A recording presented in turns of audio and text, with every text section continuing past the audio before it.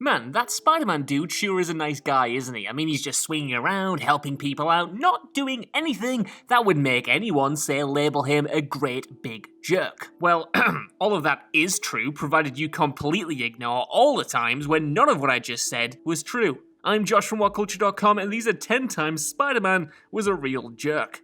Number 10. Stealing a man's McDonald's. Amazing Spider-Man number 141. If there's a one rule to live by in this here life, it's this. Don't mess with a man's Big Mac. Just don't cross that line and you'll probably be fine. Well, it turns out that old webhead didn't get this message. So, kicking off with one of the pettiest entries on this list, we have Spidey just straight up stealing food out of some poor dude's hands. To explain, after some shenanigans with the Spider-Mobile, Spidey decides that he's kind of famished but doesn't want to cause panic by having the menace that is Spider-Man walk straight into a McDonald's and just ask for a Big Mac. So instead, he chooses to give Jameson an entire week's worth of material by just flat out stealing a meal out of a man's hands as he's walking out. So that's like, what, $11 down the drain there, if my UK pounds to dollars converter is correct, so thanks a bunch, I guess, Pete. Number 9.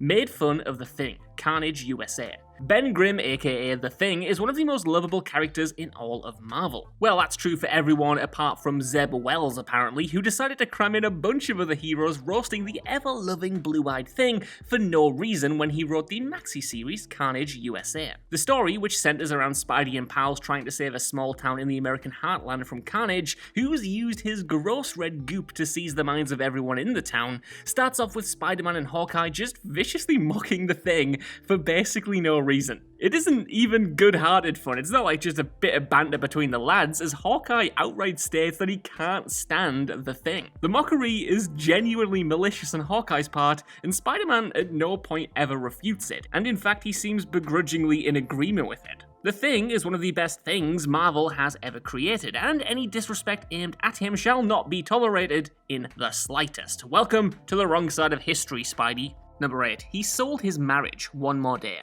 This classic jerk move on the part of the webhead is further down the list because circumstances did admittedly have him up against the wall, and he was technically trying to do the right thing, or at least some amalgamation thereof when it happened, but it's still pretty cringe. When the revealing of his secret identity leads to his aunt being shot by the Kingpin's henchman, Mephisto confronts Peter with an offer to save Aunt May with a very simple price in exchange: his marriage to Mary Jane. Why he wants something as specific as their marriage is beyond me, but hey, I'm not the devil, at least I don't think I am. Peter, then given the choice between a future with Mary Jane or a future with the old woman who has basically been dying since she was introduced anyway, chooses to erase his marriage to MJ. Good intentions aside though, doing this was not just a blatant editorial mandate from Marvel, but in-universe ungodly short-sighted on Peter's part. Number 7. Invaded SYMKARIA. Amazing Spider-Man number 26 to 29. A lot of people accuse a modern Spider-Man of being a particularly big jerk, and invading a foreign country and aiding in a revolution to overthrow a rightfully elected, if admittedly deeply corrupt, regime would definitely be something to file in the jerk category. When Norman Osborn flees to SYMKARIA, Spidey joins up with Silver Sable, using his funds from Parker Industries to bankroll them and invade the country against the US government's wishes, all in order to capture him. Now, you might think he's just trying to take down a supervillain, but in doing so, he breaks international law by just setting foot in the country. The real hilarious part about all this, though, is that at no point does all of this breaking of international law business really come back to bite him, at least not to the extent that it did the Fantastic Four when they similarly invaded Latveria during Mark Waid's run. So Spidey basically turned himself into a war criminal and got off scot-free. Number 6. He kissed Gwen Stacy's daughter, Sins Remembered. JMS's run on Spider-Man is 90% remembered fondly, but that 10% representing the back-to-back awfulness that is Sins Past and Sins Remembered plus the aforementioned One More Day is quite the albatross around the run's neck. There is so much wrong with these two stories it borders on the insane, but the part we're focusing on here is when Peter Parker crossed a particular moral line. So, during this story, we learn that Gwen Stacy actually had 2 kids with Norman Osborn. I know, please hold your vomit for later because I haven't even gotten to the worst part yet. So, naturally, trouble tends to follow these 2 kids around like the plague, and eventually one of them, Sarah, goes to Peter for help in saving her sibling Gabriel. During this time though, Sarah finds herself attracted to Peter, and this is probably the point where I should explain that Norman accelerated Sarah and Gabriel's aging process for kicks and or giggles, so while they look like they're in their 20s, they are both still technically 10 years old. So you can imagine Mary Jane's surprise when she walks in on Peter making out with Sarah. Yep, you may vomit now. Number 5, he stole Parker Industries from Doc Ock. One of the most controversial concepts introduced in the divisive Dan Slott run of Spider-Man was Parker Industries. When Doc Ock assumed Spider-Man's identity as the superior Spider-Man, he decided to put the fact that him and Peter were both geniuses and now they both share the same brain to good use, and started up his own tech company called Parker Industries. But, of course, the status quo beckons, and eventually Peter did get his body back from Otto. And when he saw the company that Otto left behind for him, he thought, well, okay, mine now. And so it took until Nick Spencer took over writing for the series for it to be pointed out how this basically makes Peter a thief who stole Otto's company and ideas and then took credit for them. Unlike most of the other entries on this list, Peter actually faced legit consequences for this, as the aforementioned Nick Spencer started off his run by having Peter lose his company when the secret got out.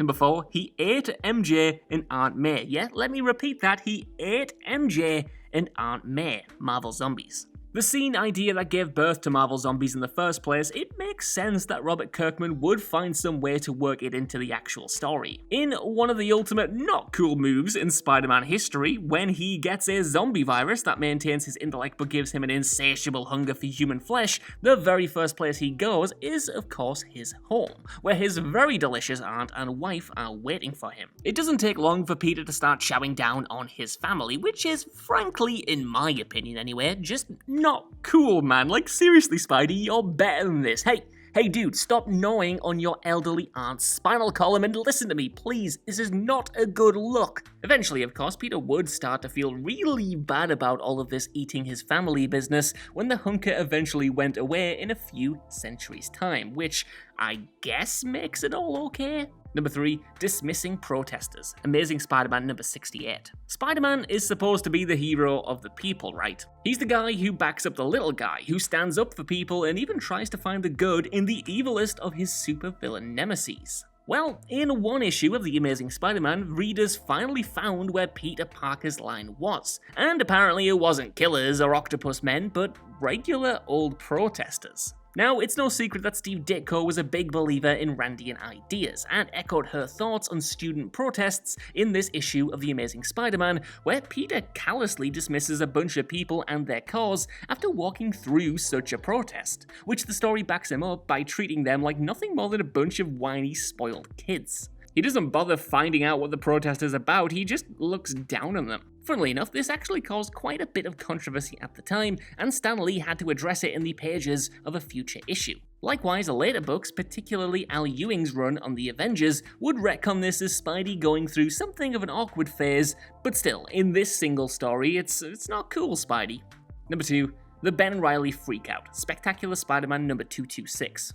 Now, to play a little bit of devil's advocate, in Peter's defense, learning what he does in Spectacular Spider-Man number 226 would rattle anyone, but that still absolutely does not excuse how he chooses to express what he's feeling. In what was the latest of a laundry list of twists to the infamous Clone Saga to try and bring the whole mess to something resembling an end, Peter and Ben learned the shocking and not at all thought up at the last minute twist that Ben had been the real Peter Parker this whole time and Peter was the clone. This of course sends Peter into a rage, wherein he quits being Spider-Man, declares his marriage to Mary Jane is false, and then smacks her across the face for good measure. Apparently, Marvel's plan to get people on board with Ben being the new Spider-Man and the original Peter Parker all along was to make the Peter that we'd been following for decades be a colossally loathsome jerk. Yeah, as you can imagine, it didn't work, and eventually Peter returned, but this moment remains in infamy.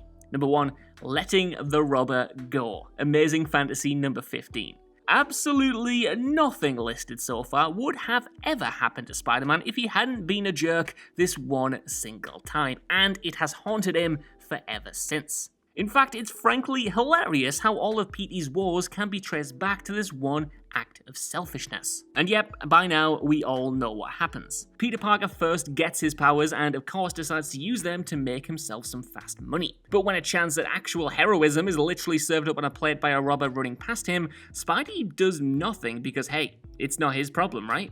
Well, you all know the rest by now, you all know the sayings by now. Other entries on this list may be technically more egregious in terms of Spidey being a massive jerk, but those moments might not have even existed had Peter just stuck his foot out to trip one robber running right past him. So that's our list. I want to know what you guys think down in the comments below. Are there any moments where Spider-Man was a total jerk that I missed off here, and what do you think about these? I really thought a lot of them were quite funny, to be honest. While you're down there as well, could you please give us a like, share, subscribe, and head over to What Culture Comics for more lists and news like this on the regular. Even if you don't though, I've been Josh. Thank you so much genuinely for watching, and I'll see you soon.